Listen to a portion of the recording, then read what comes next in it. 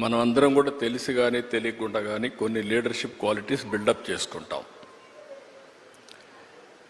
ఇప్పుడే చిరంజీవి గారు చెప్పారు, ఆయన లైఫ్లో ఒక యాంబిషన్, అది ఒక సంకల్పం. ఆ సంకల్పమే నేను నటుడు కావాలి అనే సంకల్పం ఆయన మైండ్లో పడింది. అక్కడి నుంచి ఆయన జీవితంలో ఒక పాజిటివ్ మైండ్ సెట్ డెవలప్ చేసుకున్నాడు. ఎన్ని సవాళ్ళు వచ్చినా ఆయన గోల్ ఈ సెట్, ఆ గోల్ రీచ్ అయ్యే వరకు నిరంతరం పనిచేశాడు. ఒక మాటలో చెప్పాలంటే ఎన్టీ రామారావు గారు ఉన్నంత వరకు ఈయన ఒక స్థాయిలోకి వచ్చారు. ఎప్పుడైతే సినిమాలో నుంచి ఆయన రాజకీయాల్లోకి వచ్చారో ఈయన అక్కడి నుంచి ఆకాశం ఎత్తి ఎదిగే పరిస్థితికి వచ్చారు. అంటే దానికి కారణం ఏంటంటే ఒక మహానటుడు ఉన్నాడు, అప్పుడే నటుడుగా ఉన్నాడు. ఎన్టీ రామారావు గారు లేనప్పుడు చిరంజీవి గారి ఎవరి హీరోగా మహానటుడుగా తయారయ్యారంటే అది ఒక అవకాశం. ఇప్పుడు నేను కూడా ఉన్నాను. నేను రాజకీయ నాయకుడు కావాలనుకున్నాను. నేను యూనివర్సిటీ చదువుకుంటున్నాను. చదువుకున్నప్పుడు చాలా ఆలోచనలు వచ్చాయి, ఏం చేయాలి అనుకుని.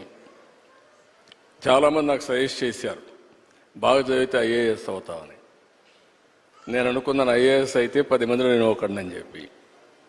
మా వైస్ ఛాన్సలర్ పిలిచి లెక్చర్ పోస్ట్ ఇస్తాను, జాయిన్ అవుతారా అన్నాడు. I said no. ఏంటి కారణం అన్నా, నేను ఎమ్మెల్యేగా పోటీ చేస్తున్నాను, ఎమ్మెల్యేగా అవుతాను, తర్వాత వచ్చి మిమ్మల్ని కలుస్తానన్న. అంత నమ్మకం ఉందా అన్నాడు. తప్పకుండా గెలుస్తానని చెప్పి వెళ్ళాను. అంటే ఒక నమ్మకం, ఒక సంకల్పం. నేను ఎమ్మెల్యే అయ్యాను ఫస్ట్ టైం. నేను మంత్రి కావాలనుకున్నాను.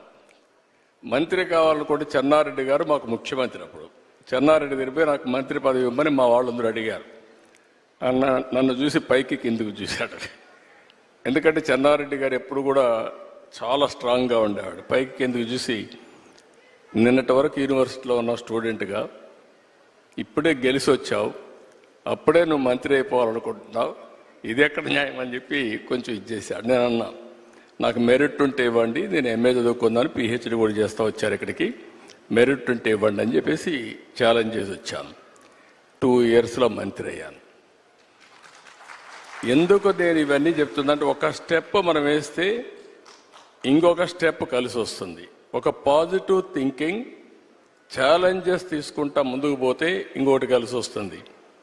నేను మంత్రి అయ్యాను, సినిమా ఇండస్ట్రీ మంత్రి అయ్యాను. అప్పట్లో అంజయ్ గారికి పెద్ద క్యాబినెట్, మా జంబో క్యాబినెట్, 60 మంది 62 మంది క్యాబినెట్లో ఉన్నాం. అప్పుడు అన్ని పోర్ట్ఫోలియో రాసి